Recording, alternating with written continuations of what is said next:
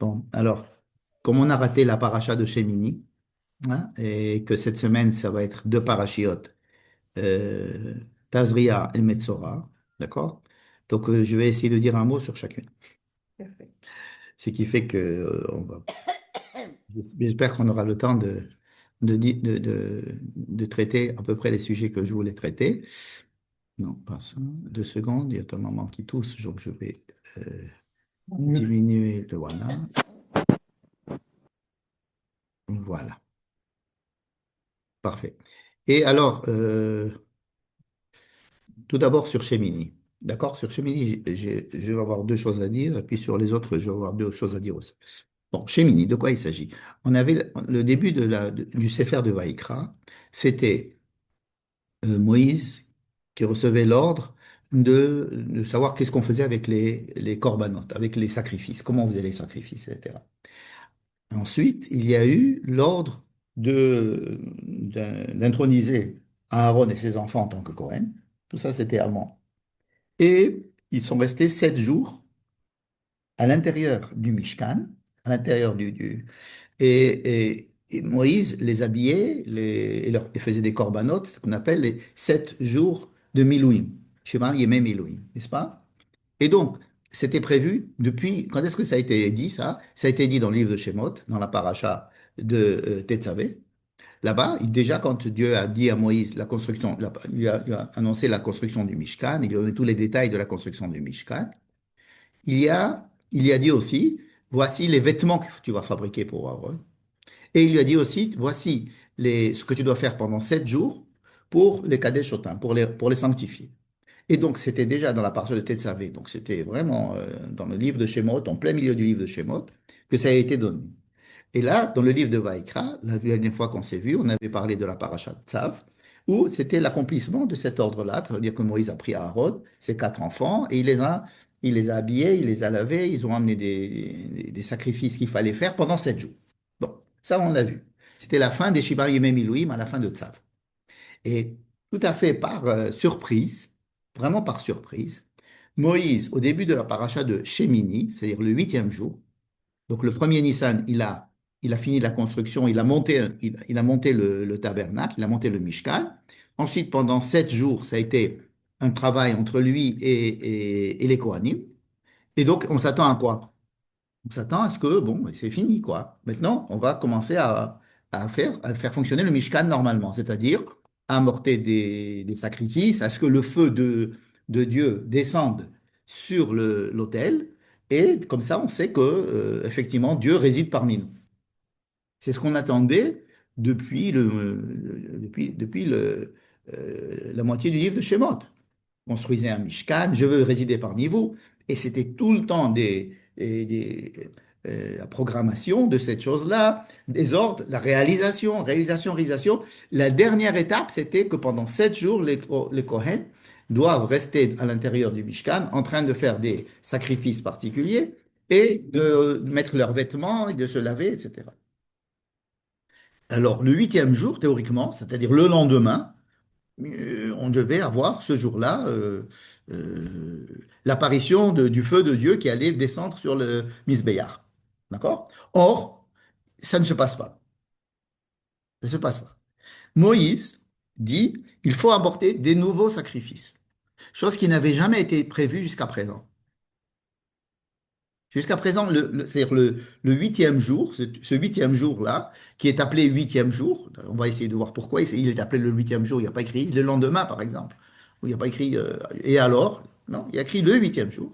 Le 8e jour, Moïse appelle à Aaron, il dit, bon, maintenant, il y a d'autres choses à faire, il faut que vous apportiez des sacrifices, on va pas les voir, on va pas faire le détail des sacrifices, mais ce sont des sacrifices qui nous rappellent beaucoup ce qui se passe à Kippour. Donc il y a le Cohen qui amène des sacrifices, le peuple amène des sacrifices, et alors, c'est vraiment une surprise. Donc il faut se poser la question, pourquoi c'est une surprise? Pourquoi ça n'a pas été prévu? D'accord? Première question. Pourquoi est-ce que tout a été prévu sauf ça? C'est le jour où ça doit se passer. Et Moïse dit, il faut faire ça et ça et ça et ça. Ensuite, il dit, ensuite ils font ce qu'il faut. Donc, ils amènent les sacrifices. C'est quoi les sacrifices? Ils amènent les sacrifices, ils les font monter sur l'autel. Les parties qui doivent être mises sur l'autel sont montées sur l'autel. Et on attend que le feu descende. Le feu du ciel ou le feu du Kodesh HaKodashim, on attend qu'un feu arrive. Et rien ne se passe. Alors Aaron monte sur l'autel, il fait la bénédiction au peuple, il bénit le peuple, mais rien ne se passe. Il appelle Moïse à son secours.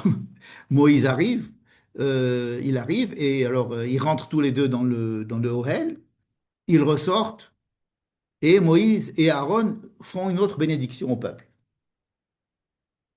Et j'allais dire, rien ne se passe.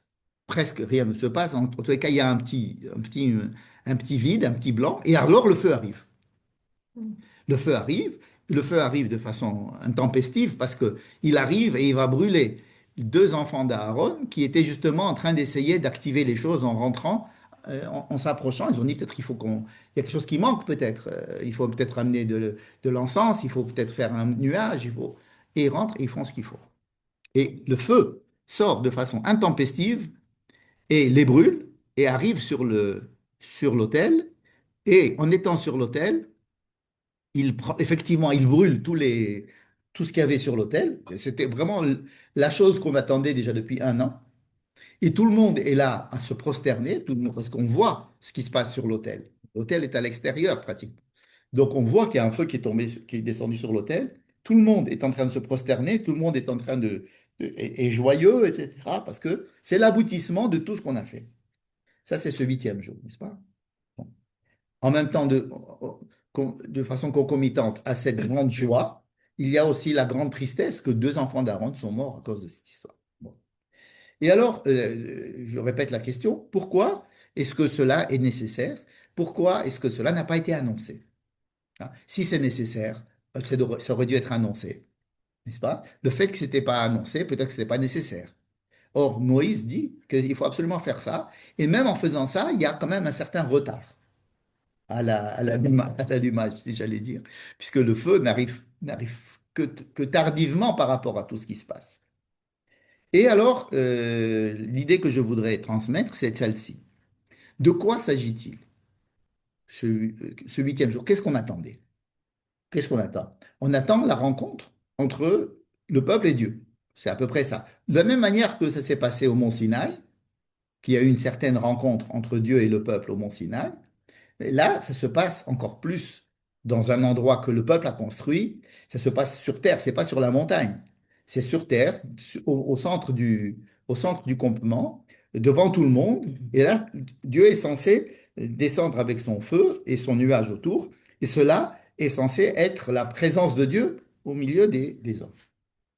Et cette rencontre, cette rencontre, c'est une rencontre entre quoi? Entre l'homme et Dieu. Mais ça veut dire quoi? Ça veut dire que c'est une rencontre entre l'homme et ce qui est invisible, ce qui ne peut pas être rencontré, et ce qui est quelque chose euh, de transcendant. C'est-à-dire, on parle de quelque chose qui ne peut pas arriver, n'est-ce pas? Or, cette rencontre-là préfigure ce que devrait être une rencontre entre deux personnes, une vraie rencontre entre deux personnes. Parce que chaque personne est un monde en lui. Chaque personne a le Tselem Elohim, c'est-à-dire il a une image de Dieu en lui, n'est-ce pas? Et la rencontre avec l'autre, comme on dit, hein, la rencontre avec l'autre, elle peut être étudiée grâce à cette rencontre avec l'autre, avec un grand A, puisque c'est Dieu qui, par définition, il est complètement autre. Et donc cette rencontre est une rencontre qui ne peut pas être prévue à 100%. Premier enseignement, la rencontre, il faut s'y préparer.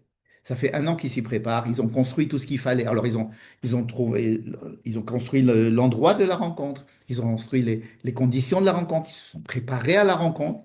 Mais la rencontre elle-même, c'est-à-dire le 8e jour, ne peut pas être imposée. Elle ne peut pas être prévue à 100%. La rencontre, elle est surprenante. La vraie rencontre, c'est une rencontre surprenante. Et c'est pour ça qu'elle se passe le 8e jour et que la Torah dit c'est le 8e jour que ça se passe. Pourquoi? Parce qu'on sait que les chiffres dans la Torah sont assez sont assez symboliques. On sait que 7, c'est par exemple les 7 jours de la création du monde. Donc c'est le monde visible, le monde logique, le monde matériel, ce qui est prévisible, le monde de la science, le monde de la prévision, le monde du tirnoun, c'est-à-dire d'essayer de tout faire comme il faut. Le 8, c'est la petite chose en plus. Comme disait la publicité, comme c'était le William Sorin, je sais pas quoi, il y avait un petit truc comme ça. Il y a quelque chose c'est quelque chose qui se passe qui ne peut pas être prévu et qui va dépasser toutes les prévisions. Donc, première réponse, c'est, po- il est- on pouvait pas ordonner de ce qui se passait le huitième jour jusqu'à présent. Ça pouvait pas être prévu. Parce que la rencontre va être imprévisible. Il y a plein de choses qui vont essayer de la préparer. Imaginez que je vais rencontrer quelqu'un pour m'embaucher, par exemple. OK? Donc, c'est une rencontre où il peut se passer plein de choses. Je vais tout préparer, je vais se préparer mon curriculum vitae, je vais m'habiller, je vais me dire, tiens, de quoi ils ont besoin, etc. Et je vais me préparer à l'entrevue. Mais il y a quelque chose dans l'entrevue qui va pas être,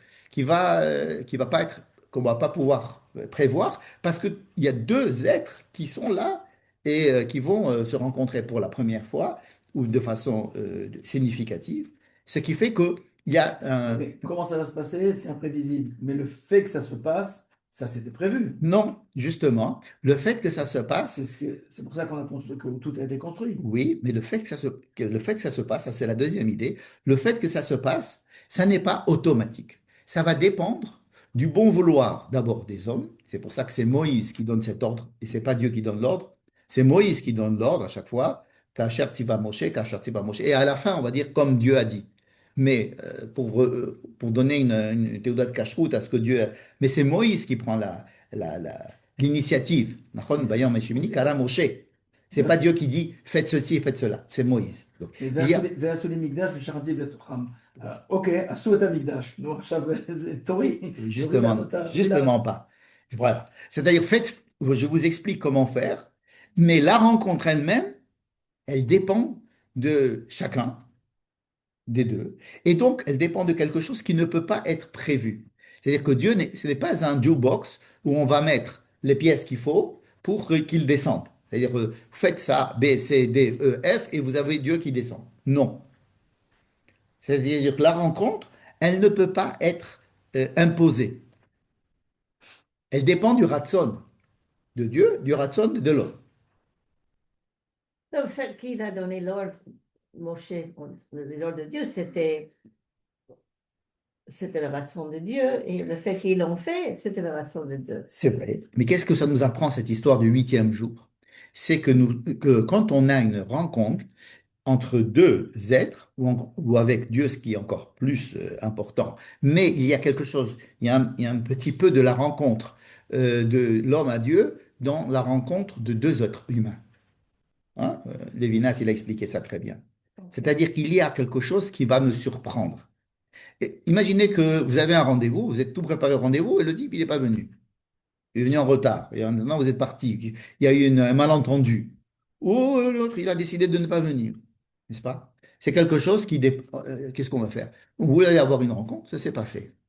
Parce que la rencontre, c'est une rencontre volontaire entre deux personnes, entre deux êtres. N'est-ce pas? Donc, le fait que Dieu ne vienne pas de façon automatique, cela veut dire qu'il y a quelque chose qui dépasse les préparations, qui dépasse tout ce que l'on avait prévu, et ça peut ne pas se passer, n'est-ce pas? En Israël, on est très fort pour apprendre ce genre de choses. C'est-à-dire que tout peut être prévu et ça ne se passe pas. Ou rien n'est prévu et ça se passe. C'est-à-dire qu'il y a un décalage entre les prévisions et la réalité. N'est-ce pas? On va dire, bon, on va rentrer en guerre, on va tous exterminer, il n'y aura plus d'électricité, le shekel va complètement... Et puis, il se passe peut-être d'autres choses. Ça veut dire il faut être prêt à cette rencontre avec cette rencontre du huitième type, j'allais dire, du huitième jour. Du huitième jour. Qu'est-ce que c'est que le huitième? Le huitième, c'est là où se passent des choses qui dépassent le monde prévisible, le monde logique. n'est-ce pas? C'est quelque chose qui dépasse chacun des deux participants et cela est surprenant. Donc, on ne peut pas le prévoir, cela dépend des deux, n'est-ce pas? Tout peut se passer. Si ça se passe, c'est super. Et ça s'est passé super. Et puis, troisième idée, il y a un prix à payer. Ce n'est pas parce qu'on a fait tout comme il faut que tout va se passer comme il faut. On fait tout ce qu'il faut pour que ça se passe très bien. Et à la fin, il y a deux enfants d'Aaron, c'est-à-dire la moitié des Kohanim, qui meurent. C'est, c'est, c'est quand même assez troublant. C'est assez troublant. C'est-à-dire qu'il y a un, il y a, et la Torah ne nous donne pas tellement de raisons pour lesquelles ça s'est passé. On nous dit que c'était un feu étranger. Enfin, les rabbins, il y a des listes et des listes que les rabbins ont essayé de faire sur quelle est leur faute. Mais en fait, ça veut dire qu'il n'y en a pas une sur laquelle on peut mettre le doigt. On peut même dire que peut-être qu'ils n'ont pas fait de faute, ou ils ont fait un excès de zèle. Ils ont essayé de faire que le feu arrive. Donc, ils sont rentrés. Imaginez que vous voyez un four vous avez tout fait, il ne s'est pas allumé. Donc vous rentrez dans le four pour voir ce qui s'est passé et paf, c'est à ce moment-là que le feu tombe et puis vous êtes brûlé. À peu près ce qui s'est passé. Et il n'a pas dit que c'est parce qu'ils ont fait quelque chose qui n'était pas demandé, que c'est le fait qu'ils ont, Irénique. et qu'ils ont Les qu'ils ont- rabbins, les midrashim, les mefarshim, chacun il amène son idée. Ah, Ils étaient sous, ils n'étaient pas mariés, ils ont fait ça sans ordre, ils ont fait ça alors que devant eux il y avait leur père et leur oncle qui étaient les rabbins et qui n'auront pas donné l'autorisation, ils n'ont pas demandé l'autorisation de faire ça. Bref, chacun part avec son aïe. idée. Mais la Torah ne dit pas exactement ce qui s'est passé. Plus tard, on va dire, Be'akrivam esh zara, ils ont apporté un feu qui était étranger. Bon, ok, ça peut être. En tous les cas, cette rencontre, elle a un prix. Elle a un prix. C'est-à-dire, ce qu'on retient, c'est qu'une vraie rencontre, une rencontre importante, qui a du sens entre un être humain, entre deux êtres humains, qui représentent chacun une part de Dieu, et donc le visage de l'autre est a priori porteur de cette étincelle divine qu'il y a dans l'autre, c'est qui va différencier cette rencontre avec toute autre rencontre, c'est qu'elle va se passer sur la dimension du 8. Et c'est pour ça qu'on dit que le Messie viendra, que le 8 c'est le chiffre du Messie ou du monde à venir. N'est-ce pas? On connaissait ça, le 8, le monde à venir. C'est le monde. Alors, le monde à venir, par exemple, la création d'État d'Israël, il y a 500 ans, ben, chacun avait prié pour que Dieu nous ramène sur la terre d'Israël depuis des milliers d'années, n'est-ce pas? Puis chacun avait derrière la tête une idée de comment ça allait se passer. Hein, eh bien, qui se sont dit, tout le monde va avoir des Streimel, le président, il va avoir un grand Streimel et une grande barbe, on va tous danser, boire de la vodka avec des chants chassidiques. Et puis d'autres qui ont dit, ben, on va arriver là-bas tous avec des djellabas et ça va être... et l'autre, il a dit, on va venir, on va faire un grand kibbutz communiste, socialiste, etc. Chacun a son idée, chacun se prépare dans son idée. Mais en fait, comment ça arrive? Quand ça arrive, ça surprend tout le monde. C'est-à-dire personne ne trouve que c'était comme il avait prévu. C'est ça le 8. C'est la preuve que ce qui se passe, c'est du monde de la Géoula. La Géoula, c'est-à-dire la délivrance ou le monde futur ou l'époque messianique, c'est une époque qui va surprendre tout le monde. C'est comme le bracha. Pardon? Le bracha. La bracha. Bracha qui est quelque chose de Oui, c'est quelque chose qui est c'est vrai, il y a quelque chose en plus. en plus. Alors, cette chose en plus, elle existe dans ce monde. Le 8, il existe, c'est-à-dire que le Yom HaShemini, il existe dans ce monde. Seulement, ce n'est pas une donnée scientifique qui rentre dans le monde du 7, tout simplement. Donc, nous vivons tous les jours le monde du 7 et nous vivons aussi tous les jours enfin pas tous les jours, mais de temps en temps, le monde de 8, avec des rencontres, des belles rencontres, avec des élévations spirituelles, avec beaucoup de choses qui peuvent nous faire élever de notre condition humaine, j'allais dire animale, normale. Donc le monde du 8, qui est le jour de la rencontre entre Dieu et l'homme, il est décrit comme étant fait le huitième jour, sans préparation, sans pouvoir donner d'ordre spécifique sur ce qu'il fallait faire ce jour-là. Il n'y a que lorsque ce jour-là arrive que alors Moïse a l'intuition et reçoit peut-être l'ordre de faire certaines choses, mais qui n'ont pas été prévues jusqu'à présent. La venue de Dieu n'est pas automatique et elle a un prix. Et dans toute rencontre, une véritable rencontre, il y a une surprise, il y a une transformation des deux personnes qui n'était pas prévisible. Et troisièmement, il y a un prix des fois à payer. Le prix de la surprise d'abord, le prix de la surprise, le prix de l'inadéquation entre ce que j'avais prévu et ce qui se passe. Imaginez par exemple que les gens disent, pour moi, quand Israël, quand on va faire l'État Israël, on va revenir en Israël, tout le monde sera religieux, imaginez. Et qu'il arrive et qu'il voit que c'est pas le cas. OK? Il est tellement surpris, n'est-ce pas? Pour lui, c'est une catastrophe. Il peut même arriver à dire, bon, ça se passe, ça ne s'est pas arrivé. Ce qui se passe là, ça se passe pas.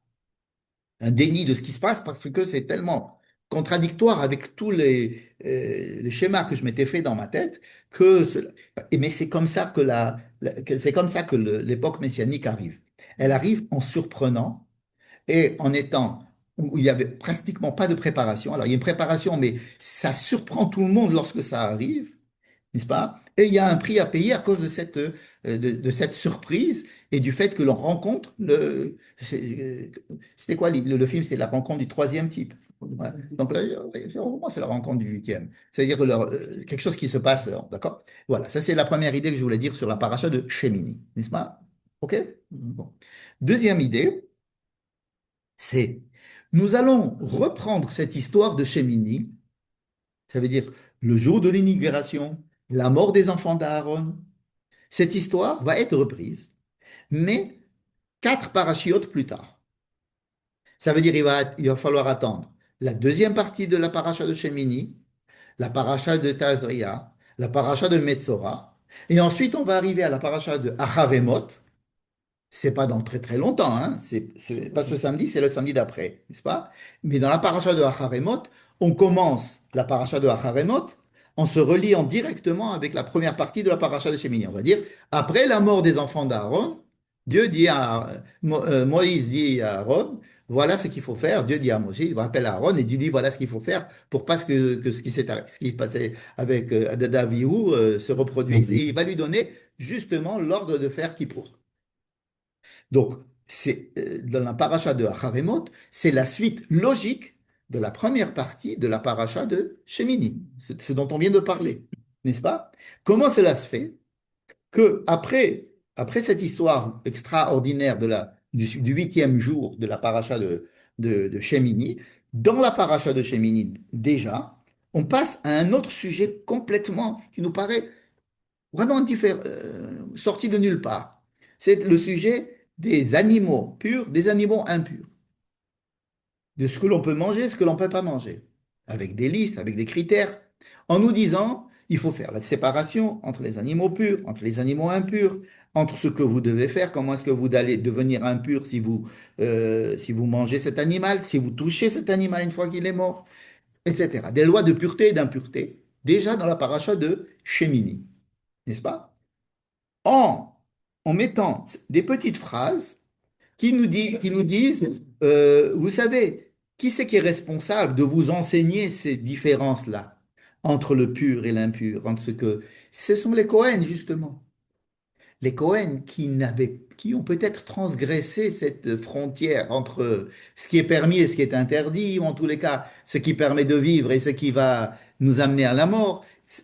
Ce qui s'est passé à ce moment-là et qui est assez trouble, avec le moment de joie intense et le moment de tristesse intense d'avoir perdu les deux plus grands d'Israël, puisque c'était eux qui devaient remplacer Moïse et Aaron après. Ce sont ces deux enfants. Euh, Nadav et Avihu, n'est-ce pas? Eh ben, et ils ont fait des choses, on ne sait pas très bien ce qu'ils ont fait. Ensuite, il y a les deux autres enfants qui vont faire aussi quelque chose qui n'était pas prévu. Moïse leur avait dit manger, ils ont dit non, on ne peut pas manger certains corbanotes de khatat. Bref, il y a ici une tension entre ce qui doit faire, ce qui ne doit pas être fait, ce qui était prévu, ce qui n'est pas prévu. Et c'est les Kohen qui sont obligés d'enseigner à Israël ce qui doit être fait, ce qui ne doit pas être fait. Évidemment, en l'apprenant eux-mêmes. Mais alors, on se demande, qu'est-ce que ça vient faire l'histoire de pur, impur? Surtout que la paracha de cette semaine, Tazria, qui est suivie de Metzora, donc il y a deux parachutes ensemble, mais qui parlent du même sujet, à savoir comment est-ce qu'un être humain, dans quelles conditions il veut devenir pur, il va devenir impur, comment est-ce qu'il va pouvoir se purifier? Alors, il y a pas mal de cas, il en manque quelques-uns. Il y a certains cas qui ne sont pas dit dans notre paracha.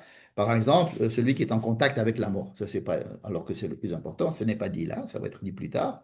Il y a par exemple le Naziréa qui a décidé, qui s'est rendu impur au milieu de le fait qu'il était nazir. Ça va être dit aussi dans le Deutéronome. Mais il y a quand même la femme qui enfante.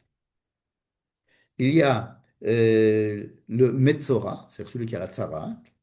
Il y a celui qui est Baal Keri, c'est-à-dire un homme il sort de son corps un liquide séminal. Il y a la femme Nida. Il y a l'homme Zav, c'est un homme donc, de son corps sort un liquide qui n'est pas séminal, un liquide dont on ne sait pas ce que c'est, un truc bizarre. Et une femme, pareil. Il peut y avoir un saignement qui ne s'arrête pas, des choses comme ça qui ne sont pas en rapport avec les nidas. Et donc, tous ces cas, ces 6 cas, vont être traités chacun. Et pour nous dire ça c'est pur, ça c'est impur, possible de l'impureté, on passe à la pureté, etc. Le vêtement à la maison. Hein? Le vêtement à la Après, il y a maison. les vêtements, après, il y a la maison. Bref, c'est des parachutes de pureté et d'impureté. Et comment faire pour se rendre pur alors on était impur? Et tout ça, ça vient au milieu, il faut bien sentir ça. Hein, comme si c'était, on raconte l'histoire de l'éducation du Mishkan, ok? Ensuite, dans la partie de Haremot, on dit, bon, voici, je vais vous donner les lois de Kippour, n'est-ce pas?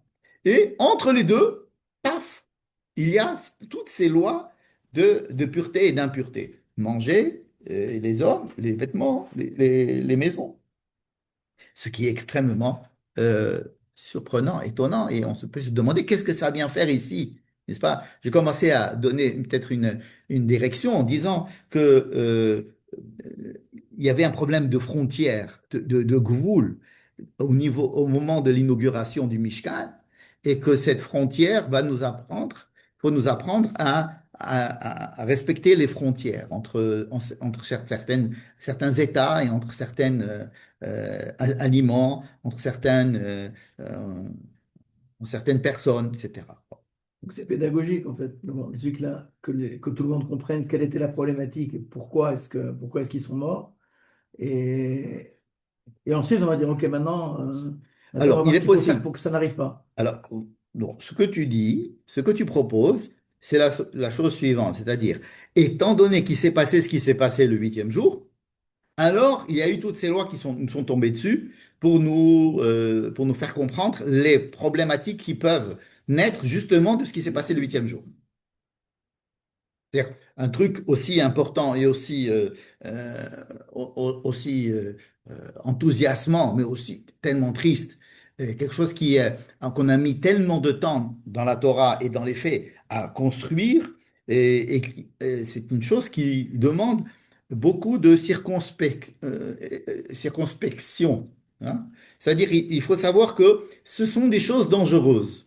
Ce sont des choses qui demandent beaucoup de, d'études, de savoir faire la différence entre les choses, essayer d'analyser ce qui se passe pour savoir quelles sont les différences entre les choses. C'est-à-dire manger, c'est pas un acte anodin.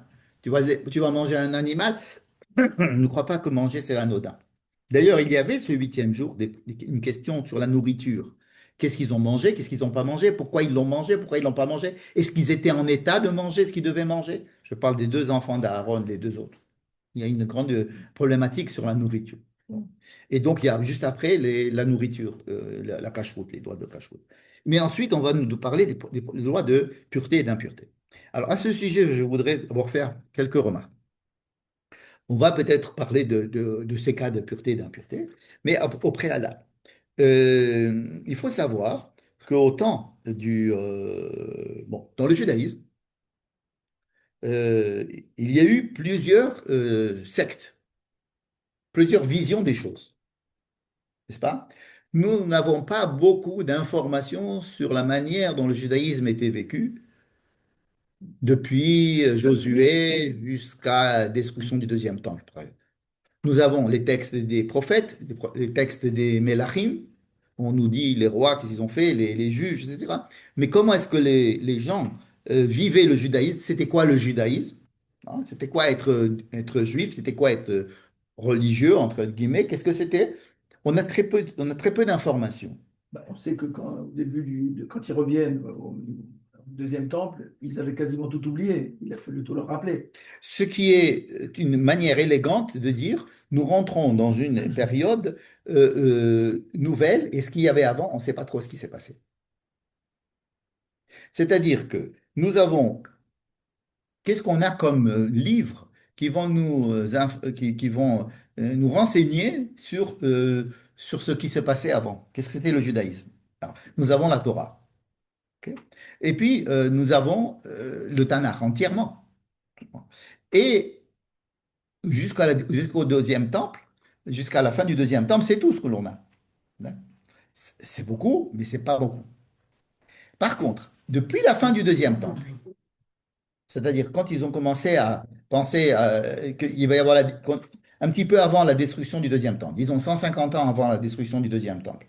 Et après, alors là, nous avons des écrits qui sont la Mishnah et la Gemara, qui vont être mis par écrit dans les 300 ans, 400 ans plus tard. Et donc, on se base sur la Gemara et sur la Mishnah pour avoir une idée de ce qui se passait avant, n'est-ce pas? Mais qu'est-ce qui se passait avant vraiment? On ne sait pas. Ils sont en train de relater ce qui s'est passé dans la période où ils étaient présents, c'est-à-dire à la fin du deuxième temple.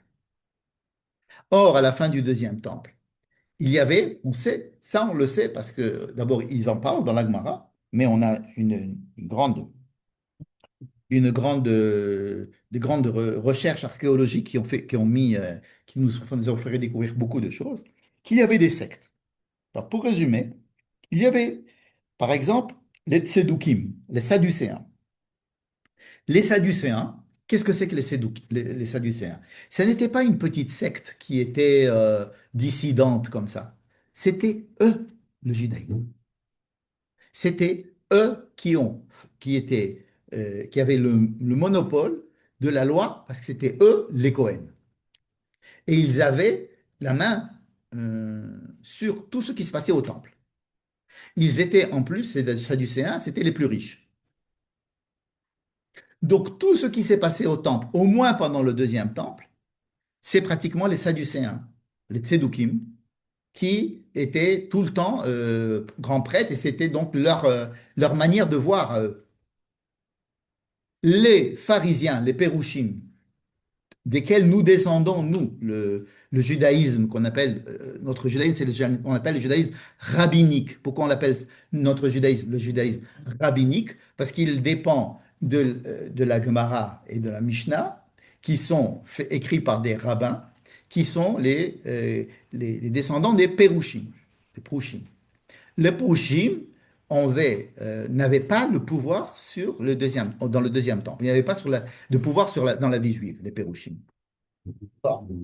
Ils n'ont eu, ils n'ont eu de pouvoir que à partir disons, de Hanouka, 175 ans avant Jésus-Christ à peu près. Ils ont commencé à avoir un peu de pouvoir, mais les Sadducéens restaient quand même à la tête du temple, n'est-ce pas? Et il y a des grandes différences entre les Tzedukim et les Pérouchim.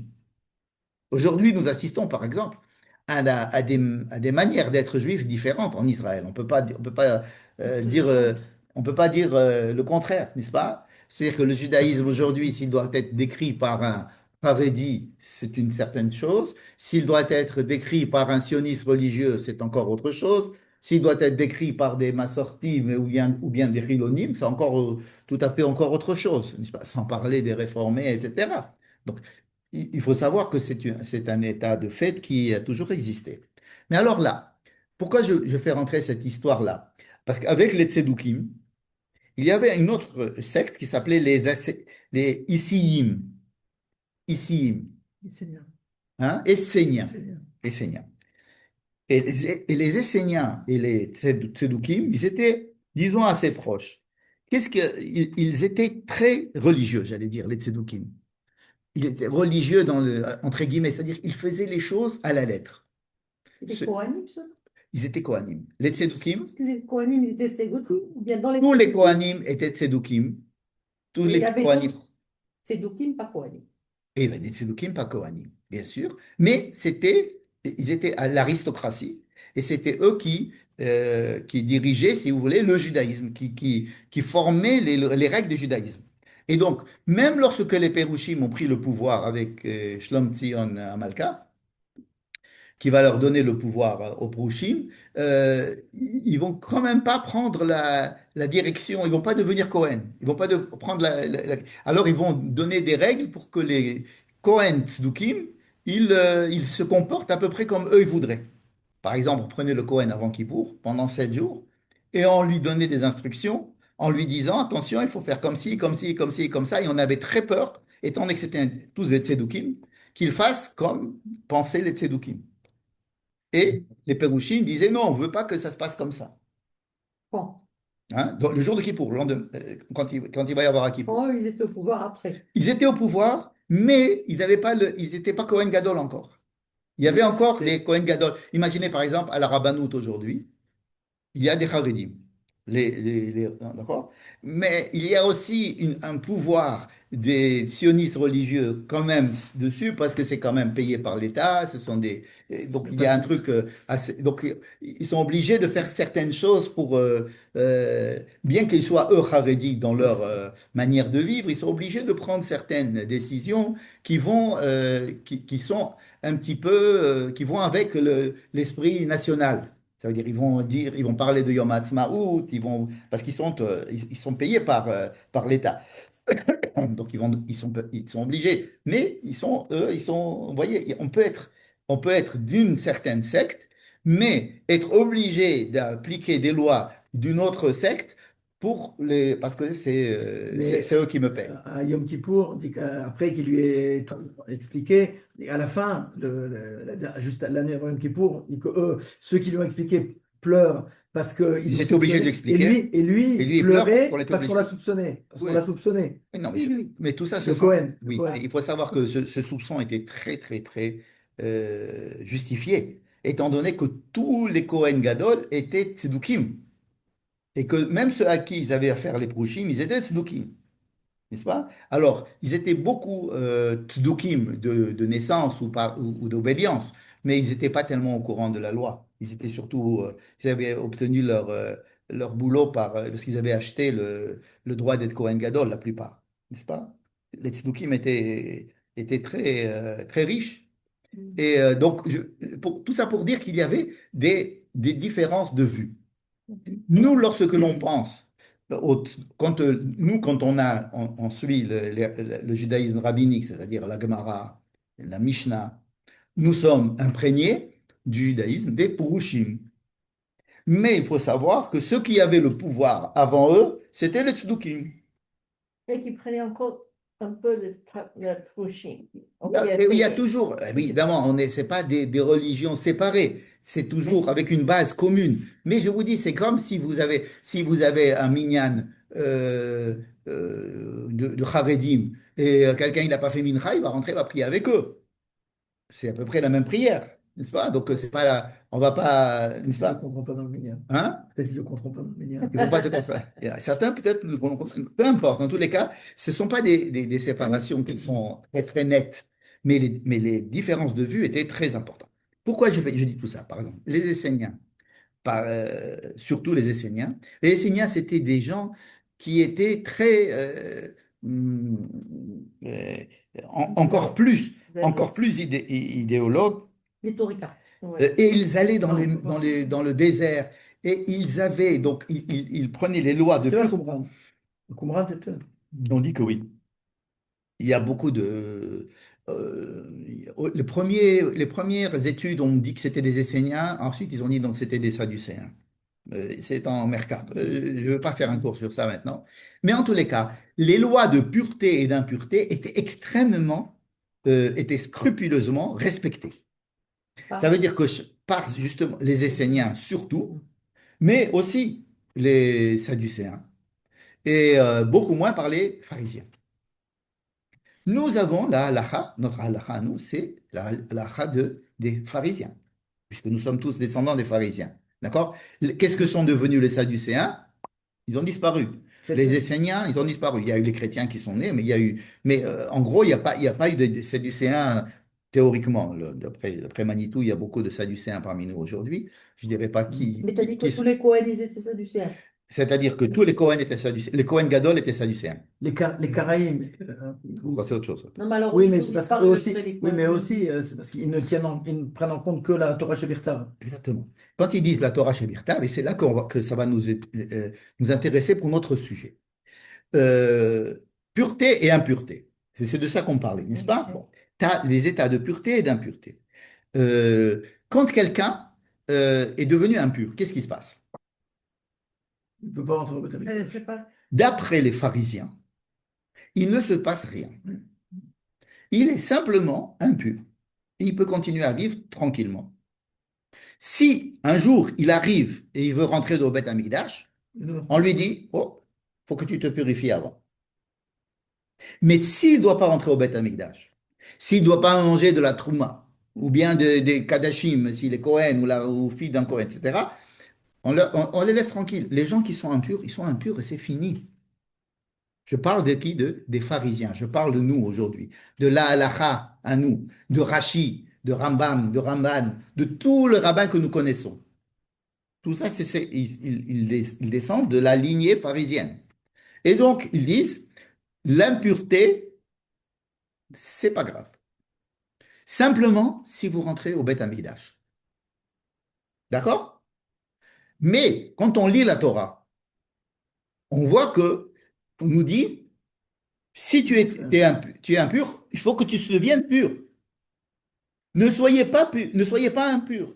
Dès que vous êtes impur, faites tout pour devenir pur. Et il n'est pas écrit dans la Torah que cela est lié directement au Mikdash. Vous devez, par exemple, manger un animal impur. Pourquoi je dois pas manger un animal impur? Ça ne va pas me rendre impur. Alors, pourquoi tu me dis qu'il était impur et pourquoi tu me dis de ne pas le manger? Parce que vous, en tant que peuple d'Israël, vous devez être un peuple pur. Ah, donc nous avons une deuxième définition de la pureté et de l'impureté. On a vu qu'il y a des impuretés et des puretés personnelles. Une personne qui devient impure, elle a touché un mort, elle devient impure. OK.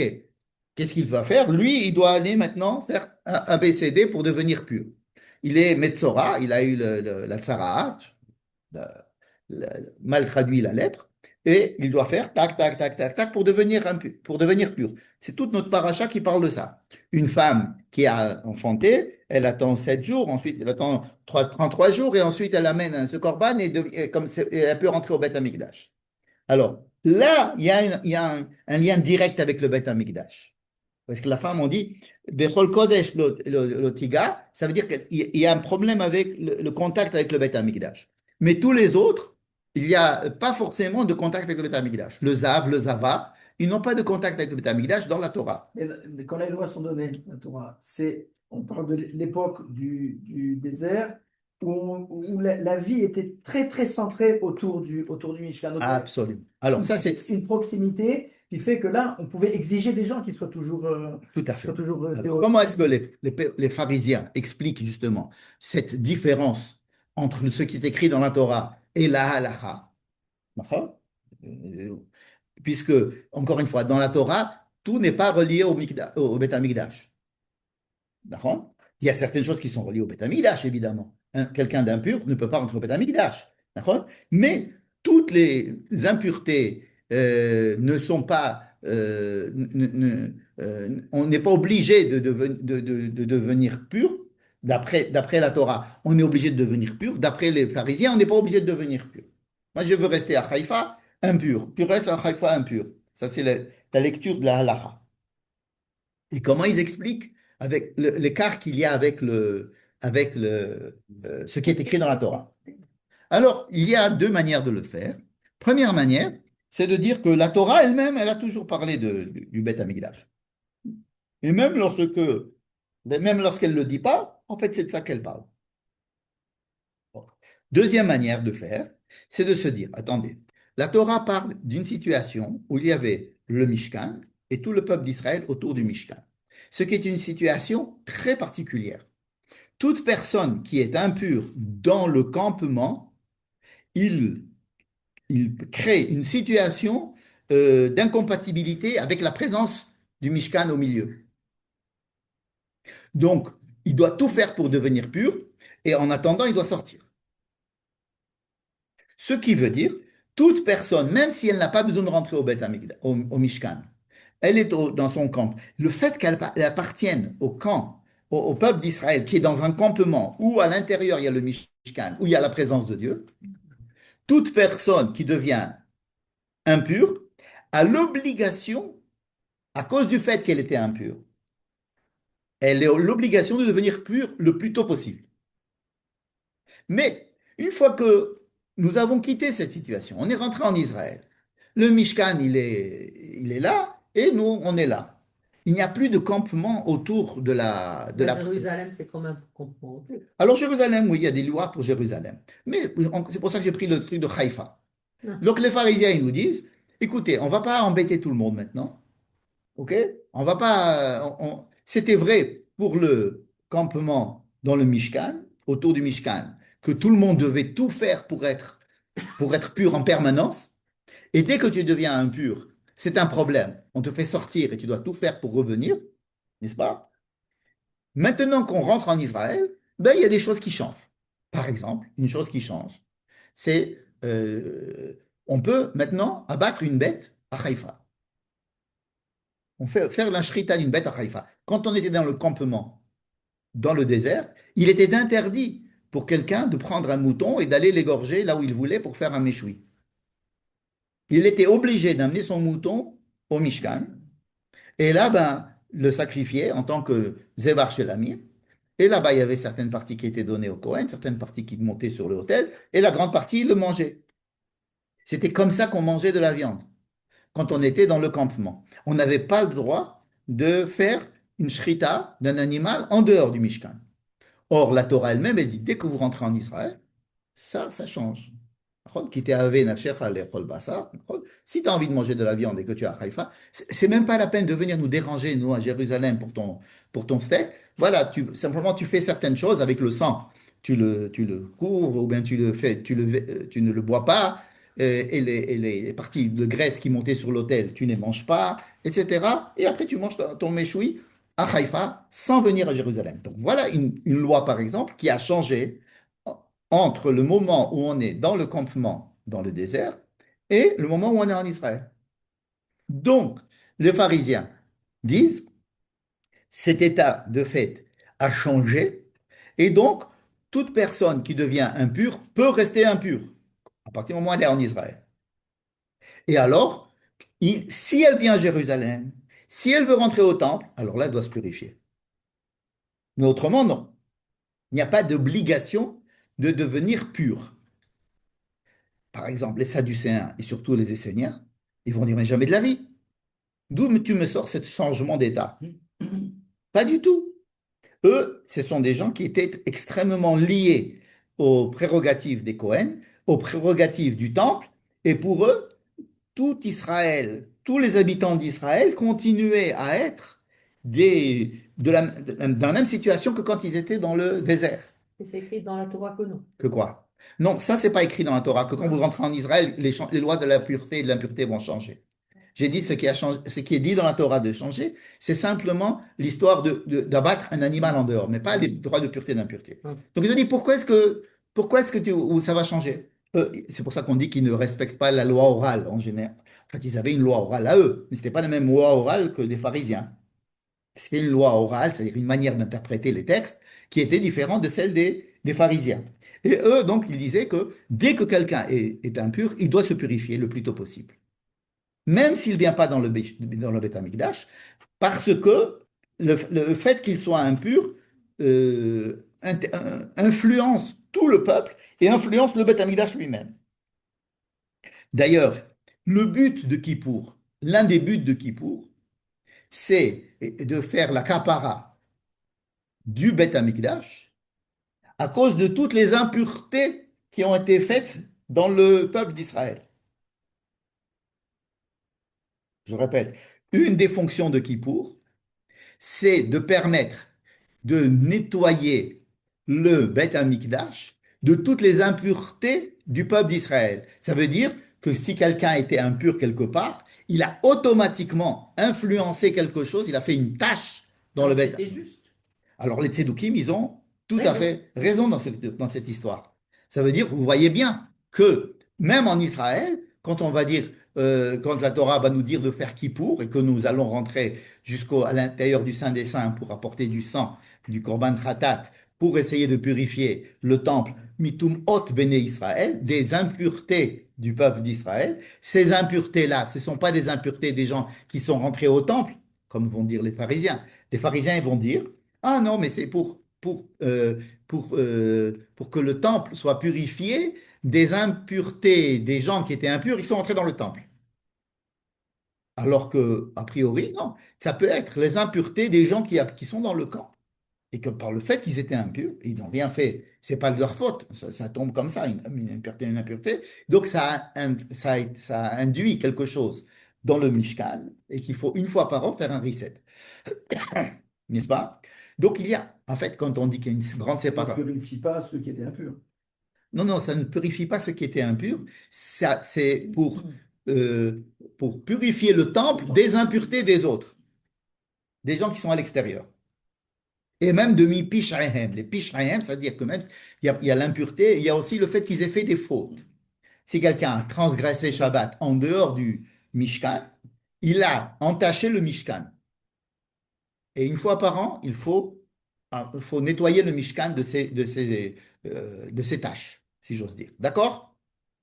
Pourquoi est-ce que je vous ai fait rentrer ce bilboul avec les Esséniens et les Sadducéens? C'est pour bien montrer que, eux, ils respectent la loi telle qu'elle est écrite et on les comprend, surtout quand on étudie la Torah. Entre nous, c'est peut-être pour ça que beaucoup de gens n'étudient pas la Torah. Ils préfèrent étudier quoi? Je sais pas Le Talmud. Voilà. Parce que le Talmud, c'est clair. Il y a les rabbins c'est les rabbins pharisiens qui ont statué. Et donc c'est clair. On fait comme s'il n'y avait pas. Les Sadducéens sont décrits là-bas comme des fauteurs de troubles. D'accord? D'accord. Donc, mais quand on revient à la Torah, on se rend compte que les Sadducéens avaient de quoi s'appuyer pour prétendre à ce qu'ils ont prétendu. C'est-à-dire ils ont des bonnes raisons de dire ce qu'ils ont. C'est pas des fous furieux, c'est pas des fauteurs de troubles. C'est-à-dire qu'ils avaient une manière de lire le judaïsme et de lire la manière dont il faut se comporter de façon très précise et très structurée selon la Torah, selon les textes eux-mêmes. Et ils écrivaient les textes, ils les réécrivaient, ils les apprenaient par cœur, etc. Donc ils étaient, j'allais dire, très religieux, c'est pour ça qu'ils étaient très religieux, n'est-ce pas? Mais, pardon, pour la Touma et la Tahara, Sauf qu'on sait, il y a une massorette orale qui ne peut pas être dissociée de la massorette écrite. d'après les Ça, pharisiens, oui, c'est ça. d'après les pharisiens, Et ceux qui en parlent une. encore une fois, quand on dit la massorette orale, la loi orale, c'est quoi? C'est une interprétation de la loi écrite. C'est une manière de la lire. Donc les pharisiens ont leur manière de la lire, qui est beaucoup plus ouverte, qui prête aux marloquettes, aux avis différents. Hein. Pourquoi est-ce que c'était très populaire, les pharisiens, ils ont été adoptés par tout le peuple? Parce que ça permettait d'avoir des idées et l'inverse, il est les chamailles et de se chamailler sur les interprétations. Chez les Sadducéens, il est interdit, c'est un dogme. On ne peut pas sortir d'un iota de ce qu'il faut faire. Mais Les Esséniens, encore pire, n'est-ce pas? OK? Donc, c'est pas qu'ils acceptent pas la loi orale, c'est qu'ils ont une loi orale à eux. Une loi, c'est leur manière de comprendre les choses qui est particulière. D'accord? Il faut respecter Nous, en tant que pharisiens, on doit respecter toutes les idées. Donc, on respecte les idées des Sadducéens en les combattant au niveau halachique, parce que c'est pas, évidemment, c'était pas la halakha, mais il faut savoir qu'est-ce qui s'est passé avant. Pourquoi c'était pas là? Oh, nous, la halakha aujourd'hui n'est pas selon les Sadducéens. Oui, mais avant. Chez les Sadducéens, oui, mais chez les pharisiens, non. Et donc, quand on parle de halakha, la halakha pour nous, C'est ce qui est déduit du judaïsme rabbinique des pharisiens, qu'il a été inscrit dans la Mishnah, dans la Gemara, et puis plus tard dans le Shulchan Aruch. Mais c'est ça là, ce qui tient force de loi, n'est-ce pas? Bon. Maintenant, on revient à notre histoire de pureté et d'impureté. Avant de rentrer un petit peu dans les détails de qui est impur et pourquoi et qu'est-ce que c'est, comment est-ce qu'on peut expliquer la pureté et l'impureté, revenons à notre histoire d'animaux que l'on peut manger et que l'on ne peut pas manger. Parce que dire qu'une personne est pure et impure, ça va. Mais dire qu'une personne mange, en mangeant si je mange un cochon, qu'est-ce qui se passe? Qu'est-ce qui se passe si je mange un cochon? Que dit la loi? Ouais. Rien. Le Beddin, s'il y a un Beddin, il doit me donner des coups. Ok. C'est tout. Donner des coups, pam. Pourquoi tu as mangé? Mais c'est tout. Hein. Je ne deviens pas impur. Et pourtant, il y a écrit, je vous demande à vous, Israël, de ne pas être impur. Et je vous demande de manger ce qu'il faut, sinon vous allez devenir impur. Mais ça veut dire quoi? Que le peuple d'Israël va devenir impur alors que moi je ne suis pas devenu impur. Ça veut dire que si vous allez manger du cochon, alors le peuple d'Israël sera un peuple impur. C'est pas bon. C'est-à-dire, La- pour l'individu, il ne sera pas impur, mais le peuple, il... Voilà, je me demande qu'est-ce que cela veut dire? Ouais. Si c'est moi qui ai mangé du cochon, Ok. d'accord? Et que je ne deviens pas impur, mais qu'on me déclare que le peuple qui mangerait du cochon deviendra impur, c'est embêtant. Qu'est-ce que le peuple va devenir impur? Là, tu mets la faute sur tout le monde. Tu la répartis sur tout le monde. Non, c'est plus facile que ça. Non. C'est-à-dire que lorsque je fais partie du peuple d'Israël, il y a des choses que je ne peux pas faire en tant que faisant partie du peuple d'Israël. Ça veut dire manger du cochon, ce n'est pas comme devenir impur parce que j'ai touché à un mort. Manger du cochon, c'est sortir du cadre de la définition du peuple d'Israël en tant que peuple pur. Donc c'est une autre catégorie d'impureté, si vous voulez. Ce n'est pas une impureté de laquelle il va falloir que j'aille faire une tevila. Ça va être beaucoup plus grave parce que je peux pas. C'est quelque chose qui va. Vous savez, il y a des lois, par exemple, qui peuvent me faire retirer du peuple d'Israël si je ne les fais pas. Brit Mila, par exemple. Si je fais pas la Brit Mila, si je fais pas le Korban Pessah, karet. D'accord? Il y a des choses qui sont karet. Ça veut dire quoi, karet? Il est considéré comme étant retranché du peuple d'Israël et c'est Dieu qui va s'en charger à sa génération ou à des générations ultérieures. Bon. Ça veut dire que j'ai fait quelque chose qui me soustrait de l'identité d'Israël.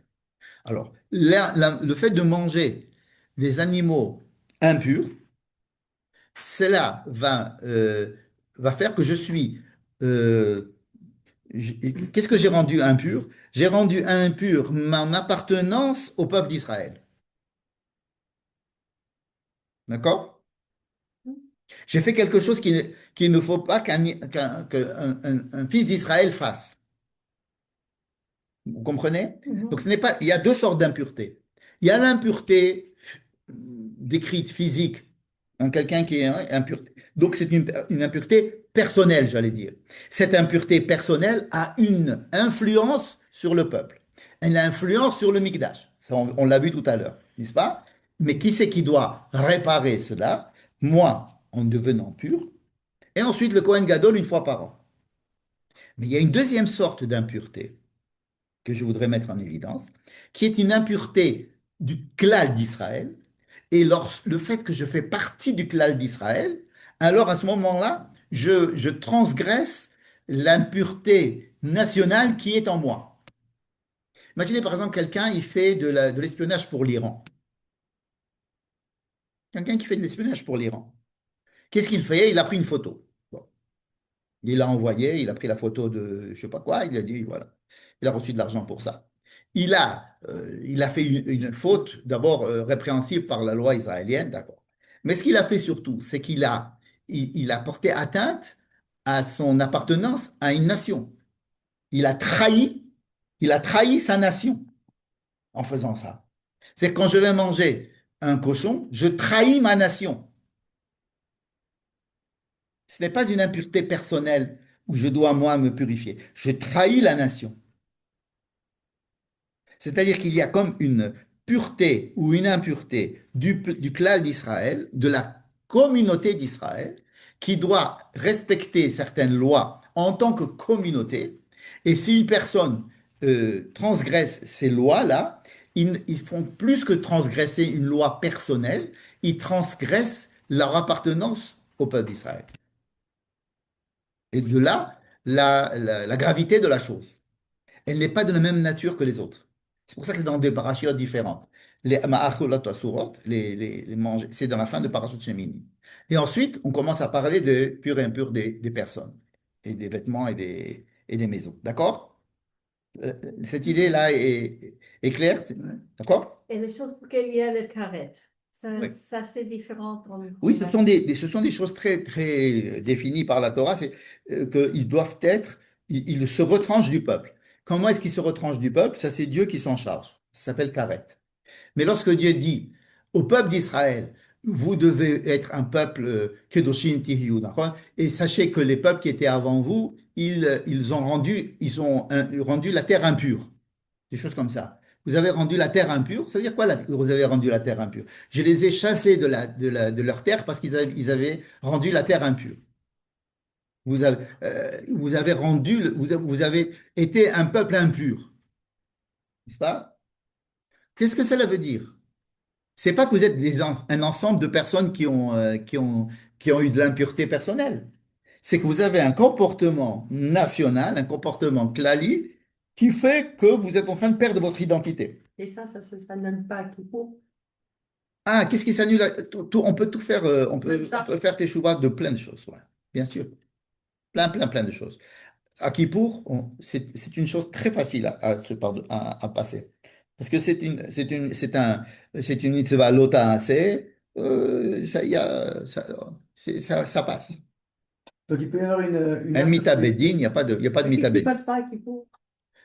Il y a des choses, par exemple, Mais ça passe pas. Hilul Hashem. Ben Adam Echad. Hilul Hashem. Hilul Hashem. Hilul Hashem, quelqu'un qui fait un acte qui va diminuer le nom d'Israël dans le monde. Par exemple, ça, c'est le Hilul Hashem, ça, ça passe pas à Kippour. Il faut. Donc il peut y avoir une impureté du clan, même si tout le monde est hors.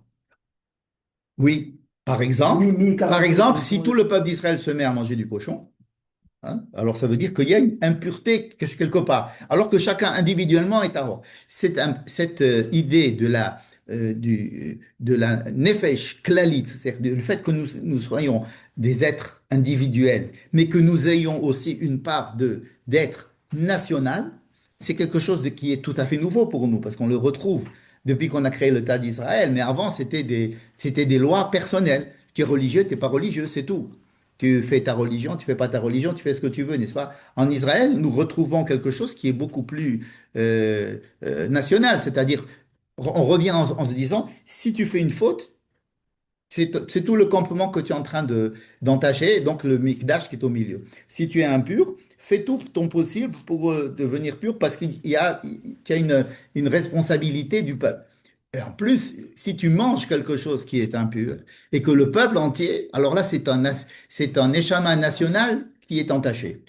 זה הכלל שהוא צריך לפרט. C'est הכלל שהוא צריך לפרט. un klal qui est, oui, parce que évidemment, Ben, évidemment que lorsque, ce serait par bizarre. exemple, on va dire, vous, le peuple d'Israël, vous avez fauté. C'est-à-dire quoi, vous, le peuple d'Israël, vous avez fauté? Je vous détruis le temple parce que vous avez fauté. Ça veut dire quoi? Peut-être lui, pas moi. Pourquoi tu me dis fauté? Vous, le peuple d'Israël. Alors, c'est quoi? Il y a des statistiques, il y a des majorités, n'est-ce pas? Il y a une manière de se comporter qui fait partie de la nation d'Israël qui est encore plus importante du comportement de chacun. C'est que chacun est responsable dans son comportement, non seulement de sa vie privée, mais aussi du klal, aussi de la nation. N'est-ce pas? Quelqu'un qui dit, mais moi j'ai le droit de sortir, de prendre une photo et de la mettre sur Internet. Non, en faisant ça, tu es en train de porter atteinte à tout la Médina d'Israël. D'accord? Alors là, ça nous paraît évident cet exemple. Mais c'est exactement la même chose au niveau du comportement moral ou du comportement des mitzvot, de certaines, et donc de manger par exemple, etc. Ou du comportement moral en général, de la Avodah Zarah. Moi, je fais de la Avodah Zarah. C'est mon problème. Non. N'est-ce pas? Quand dit le peuple d'Israël fait de la Avodah. Il a fait de la Avodah. Est-ce que tout le monde a fait de la Avodah? À quel niveau? C'était tout le monde shogeg, tout le monde méside. Comment, n'est-ce pas? Comment est-ce que Dieu peut prendre des décisions sur l'avenir du peuple d'Israël entier alors que ce sont des lois qui sont censées être appliquées par des individus? Mhm. Hein, vous n'avez pas respecté les lois morales. Vous n'avez pas respecté la veuve et l'orphelin. Qui? Certains, d'autres. C'est une ambiance on voit que les gens, ils font pas ça dans la nation. C'est quoi les fautes pour de Karet? De Karet, il Karet. y a, je te dis, la Brit Mila, Korban Pessah, Ok. Je ne mitzvot, sais pas. Alors, mitzvot. Mais la brique Mila, si on alors, le fait pas, de toute façon, on n'est pas rentré, c'est pas qu'on t'enlève. ouais. Non, bien sûr il est rentré du fait qu'il est né dans le peuple et d'abord, c'est pas lui qui est sorti, c'est son père. Hein, c'est parce que lui, il peut pas se faire Brit Mila, le gosse. Mais Ah, Non, non, c'est non, il le devient père. Chayav Karet à 13 ans. Ouais. C'est-à-dire le père est responsable du fait que le fils est karet. Et donc, à 13 ans, il doit se faire la Brit Mila s'il commence à prendre sa responsabilité. Mais cela veut dire qu'il y a une entrée à l'intérieur, il y a une responsabilité de la personne à l'intérieur du peuple. C'est ça Il y a l'idée. très peu de choses qui sont Karet. Assez, oui, Ouais, mais ouais, l'autre a assez, il y en a plus. OK. Maintenant, il n'y a pas écrit de karet pour celui qui mange du cochon. Oui. Soyons bien, Il y a pour il Mohamed? n'y a Non, pas c'est écrit. pas pour Oh, Mohamed. oui, Ah, mais il y a, pourquoi ça? Pour ça, ça, oui, et ça alors. parce que, je vous dis, il y a des mitzvot. On ne peut pas faire carette sur quelque chose qui est klali. C'est une personne qui sort qui sort du peuple. Carette, c'est une personne qui a décidé consciemment de sortir du peuple, de ce que fait le peuple. Bon, je veux finir. OK? Je finis cette deuxième. Après. D'accord, avec plaisir. Donc, il nous reste encore quelques minutes pour essayer de parler de la Toum'a et de la Tahara. C'est quelque chose qui nous dépasse beaucoup parce que on est très très très loin de ce monde de la pureté et de l'impureté. Or, il se trouve, d'après ce que nous avons vu, que au moins pendant le deuxième temple, si ce n'est aussi pendant le premier temple, les lois de pureté et d'impureté, c'était les lois qui régissaient le judaïsme. C'était pas d'aller à la synagogue. Bah, ils avaient un temple. Il y avait le temple, mais personne n'y allait. C'était très peu les gens qui allaient au temple. Ceux qui étaient Parce que juifs, pour aller au temple, il faut être pur, et pour être pur, c'est très compliqué d'être pur. C'est très rare d'être pur. il venait 3 fois par an. Alors, on venait 3 fois par an, absolument. Pour les gens qui pouvaient se déplacer et qui venaient. Donc, mais le judaïsme quotidien, c'était surtout relié par est-ce que ce manger est pur et impur. C'était pas cachère ou pas cachère, c'était pur ou impur. Est-ce que cette eau est pure? Cette cruche, elle est pure? Cette cruche. La personne, elle est pure, elle est pas impure. C'était la question qui se posait en permanence à un juif religieux, disons, sûrement dans le deuxième temple, probablement aussi au premier temple. Alors, quelle est la nature? Pour eux, c'était évident. Quand il y a les lois comme ça, ce n'est pas expliqué dans la Torah. Pourquoi? Qu'est-ce que ça veut dire l'impureté vraiment? Alors, nous avons que des petits indices. Par exemple, nous savons que le plus grand degré d'impureté, c'est celui de la mort. De là, on peut penser que tout ce qui a quelque chose à voir avec la mort est impur. Et que la pureté, c'est redonner de la vie à un élément de mort. D'accord?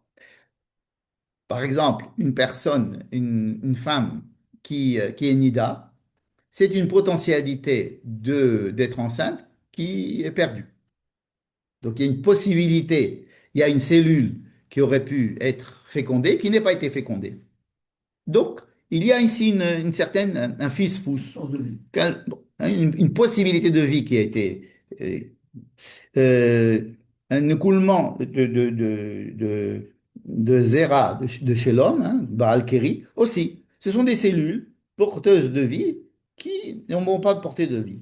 Donc, il faut avoir un petit processus de Toum'a, de Tahara, pardon, pour revenir à normal. D'accord? Une femme qui accouche, ça c'est beaucoup plus problématique de comprendre. Une femme qui met au monde, c'est la vie en jeu. Mais il y a quand même quelque chose que la femme peut vivre, c'est qu'elle vivait avec, à l'intérieur d'elle, deux êtres, elle et un bébé. Il y avait deux cœurs qui battaient, deux circulations sanguines, il y avait deux êtres ici. Et avec la naissance, il y a une séparation de quelque chose qui est vivant, mais qui n'est plus en moi. Et donc cette perception-là peut entraîner un état de Toum'a, de conscience de Toum'a. À savoir que je dois faire, qu'est-ce que c'est que la Tahara? Ça va être essayer de prendre conscience de ce qui s'est passé et d'essayer de réparer cela pour que je redevienne normal. Je redevienne, c'est que le traumatisme d'avoir perdu de la vie soit réparé par un processus qui en général fait intervenir de l'eau courante. D'accord? Après avoir donné la vie. Alors, donner la vie, ça c'est sûr, se donner la C'est vie. la dépression. Mais il y a des pressions post-mortem, etc. Donc, il y a des choses comme ça qui font que, par exemple, Metzora. Metzora, c'est quelqu'un qui a sa peau qui meurt, qui devient blanche. Blanche, c'est la couleur de la mort. Rouge, c'est la couleur de la vie. C'est le sang qui donne la vie. Et le blanc, c'est la couleur du mort. Le sang ne circule plus, donc on devient blanc.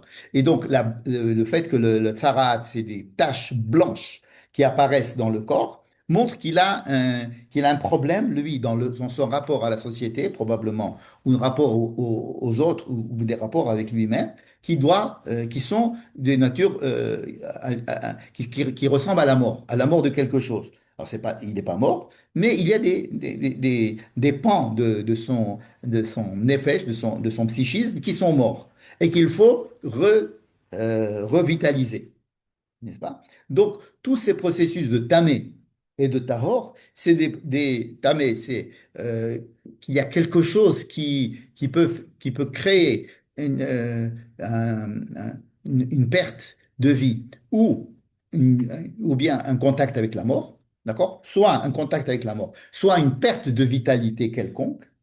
D'accord.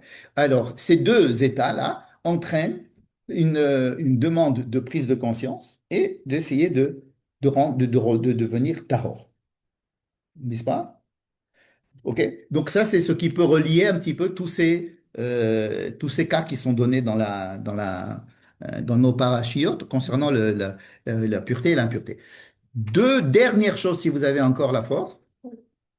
Et encore la force? Oui. Pourquoi est-ce que certaines personnes qui, en devenant pures, doivent apporter des sacrifices?